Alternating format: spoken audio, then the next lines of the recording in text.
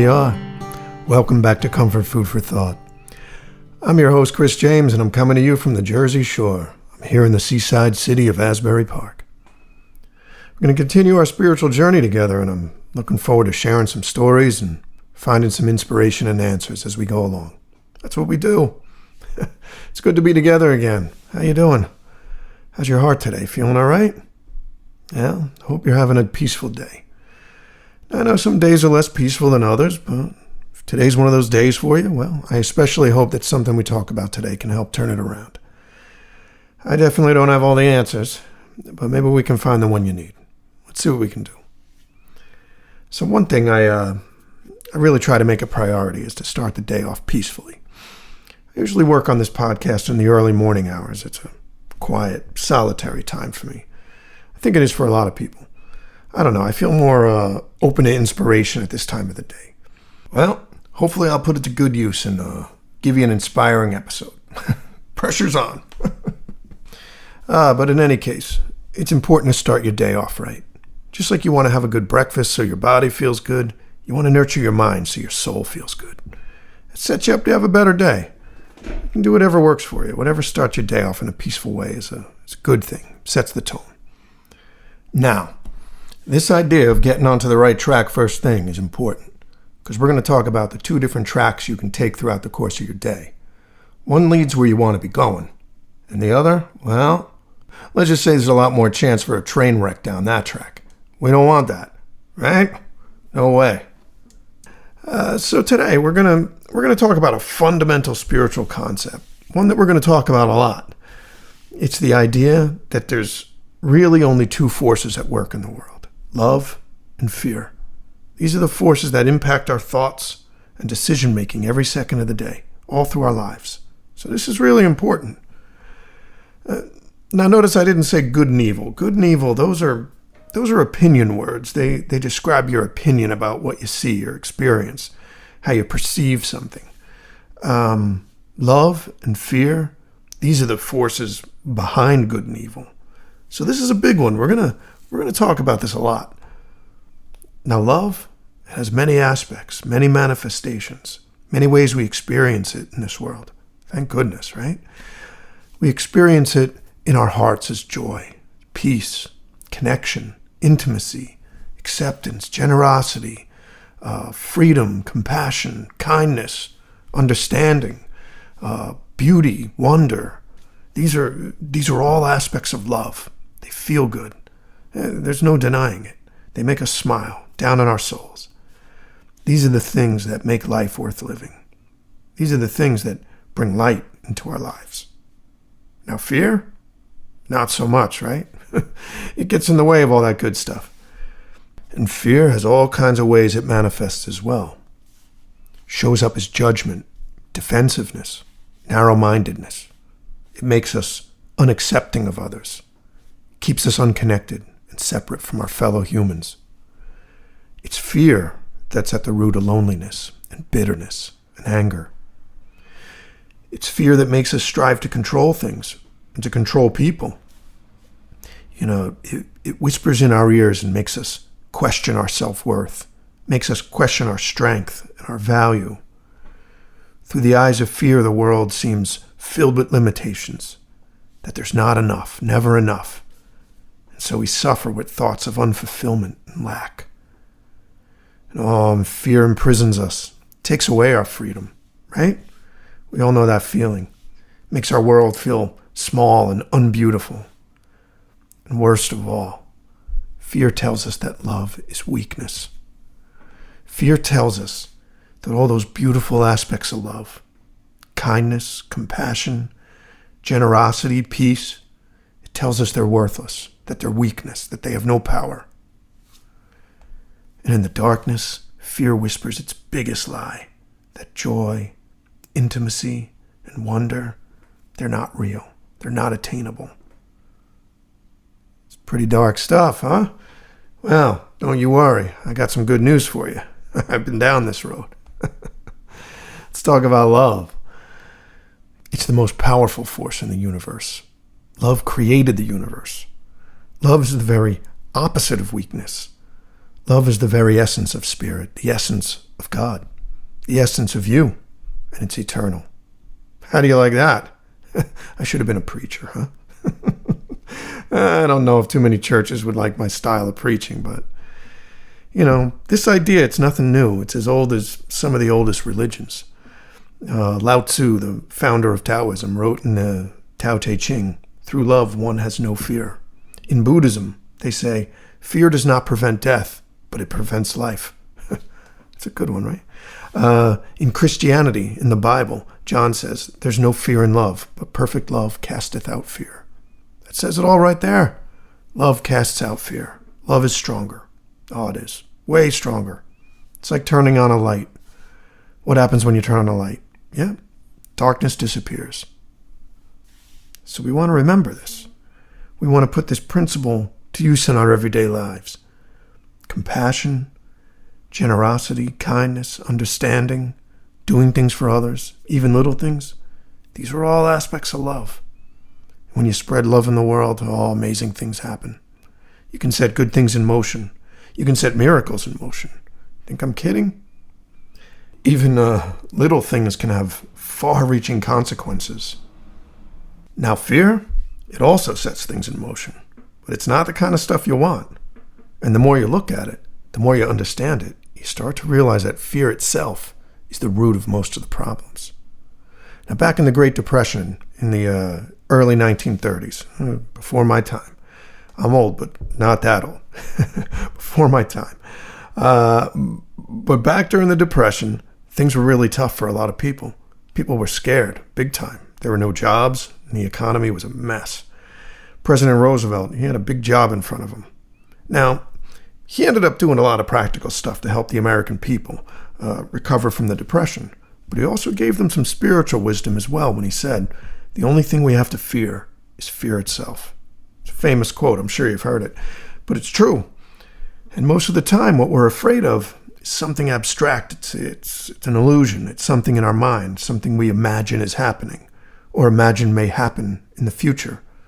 But it's the fear itself that paralyzes us. It's the fear that makes us build up our defenses. It's the fear that tempts us to make bad choices. Well, let's not say bad, but let's just say fearful choices. And fearful choices, they don't ever lead to good places. They don't lead to joy or to peace. But that was FDR's message. The people needed practical solutions, yes. But they also needed encouragement and inspiration. They needed a reminder that fear never really leads to the good stuff. It feels like the quick path to safety, but it certainly doesn't lead to inner peace, or in the case of the U.S. economy, to abundance and good times. Ask any stockbroker or your financial advisor about that one. Fear's no good for the markets or the economy. We've all seen how that goes, right? But it's bigger than that. It's no good for life. It destroys the present moment. It destroys the now. And now, it's all we've got. Right now, it's our point of power. It's where we make choices. And here's a question for you. Guess what inspires our choices? That's right. Either love or fear. Simple as that. Oh, and fear's a master of disguises. A lot of times you don't even realize when it's at work. So, let's take the mask off the boogeyman here. Let's look behind the curtain. Now, fear had its origins as part of instinct. It's wired into the body to help keep it safe. It's a good design. And just like any other animal, when you feel like you're in danger, you have a fear reaction, right? Fight or flight. That's all good. It's part of nature. It's part of the design. When a squirrel runs in the road and sees a truck coming, he turns around and runs the other way, just like you would. That's a good thing. That's your instincts working. That's fine. And it's a situation where your fear response is keeping you safe. Now, the problem comes when that instinct, that fear response to danger, that protective design element gets tangled up in our conscious mind, our intellect, and our emotions. Remember, we have free will. So when fear gets entangled in that, when it wants to start to dictate our choices under the guise of protecting us, oh, that's when the trouble starts. Now it becomes a spiritual problem. That's when things kind of go off the rails. That's when we lose sight of love. We lose sight of all those wonderful aspects of love, those things that make life really worth living. And this, my friend, is when fear is at its most dangerous, when it shows up in your mind in these subtle and tricky ways. All of a sudden, it's not saving us from getting run over by a truck anymore. Now it's getting into more complex and emotional stuff. We fear the loss of what we have. We fear being seen as inadequate or worthless. We fear being left out. We fear being vulnerable. We fear that we're not worthy of respect or of love. We fear being judged or ridiculed. We fear change. I can keep going, but I think you get the idea. These things are terrible to feel. They cause us to suffer. And you can see how these things, especially when they're subtle, can motivate our choices, and not in a good way. What's worse, we sometimes don't even realize that it's fear at work. Because when we're afraid, our fearful choices seem very justified. Very tricky, right? So what do we do about this? Because it can feel pretty overwhelming. Facing and fighting our fears is not something anyone likes to do. Oh, and I can hear some of you saying, oh, geez, I tuned into this podcast for some comforting spiritual encouragement. All I wanted was some inspiration. Now this guy's telling me the path to enlightenment is facing my fears. Come on. That's too hard. No way.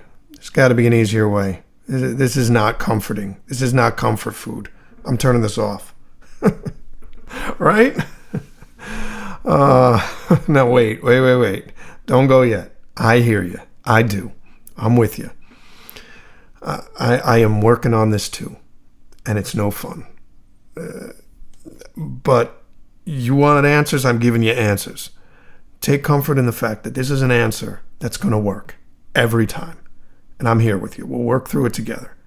There's light at the end of the tunnel. And that light is love. All those aspects of love we talked about. Joy, peace, acceptance, generosity, abundance, intimacy, connection, freedom, compassion, understanding, beauty, awe, wonder. It's all waiting for you. In the end, light overcomes darkness. It's all coming. It's all going to be there for you. On the other side of fear is freedom. So yeah, this is worth working on. Working on this pays big dividends. Now, you're not going to undo fear or ego in one day. That's a big order. But every time we choose lovingly, we increase love in the world. We increase love in our lives. We're part of setting good things in motion. We're part of reducing fear in ourselves and in other people. You want to see a miracle? Go give love to someone who's afraid. Do something to take away or reduce someone else's fear, someone else's self-doubt. Try it. See what happens. Use that free will that God gave you to choose lovingly, to choose loving thoughts, to choose to see the beauty in the world, choose to see the divinity in other people, choose to be kind. A whole new world is going to open up when you do this.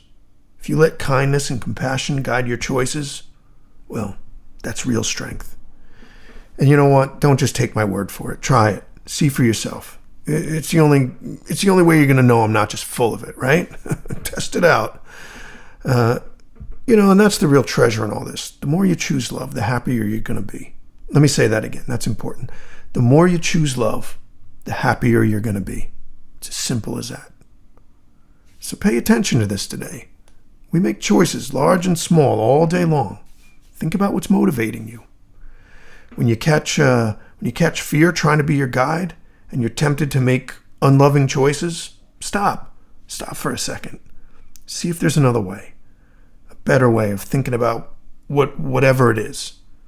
And hey, look, I'm still learning this too. Trust me. I know it's not easy, but it's worth it. And if you can do that just once today, it'll be well worth it. All right, that's probably enough talk from me. What do you think? I think you get the idea. Let's wrap up by sitting with these thoughts for a few minutes and letting them sink in. Let's just start by relaxing and clearing our mind of worries, just for a minute. Let's be peaceful. Take a deep breath. There's only two choices, love and fear. If I make loving choices, it leads to peace and happiness. It leads to everything that I want. All right. Can we do this? We're going to do it. I know you can do it. Because this, my friend, is true strength. It's spiritual strength. Okay, well, we'll get back into all this next time we're together. Till then, I'm wishing good things for you, and I'm here for you in spirit. I'm wishing you strength to make powerful, loving choices to get you through whatever you're going through. You're doing great. Trust me, it's all going to work out. Remember, light overcomes darkness. May Spirit protect you and bring you abiding peace till we meet again. Be good to yourself today, my friend. I'll be back soon. You've been listening to Comfort Food for Thought with Chris James. For more information and links to our social media, please visit us at our website, www.comfortfoodforthought.com. Thanks for listening.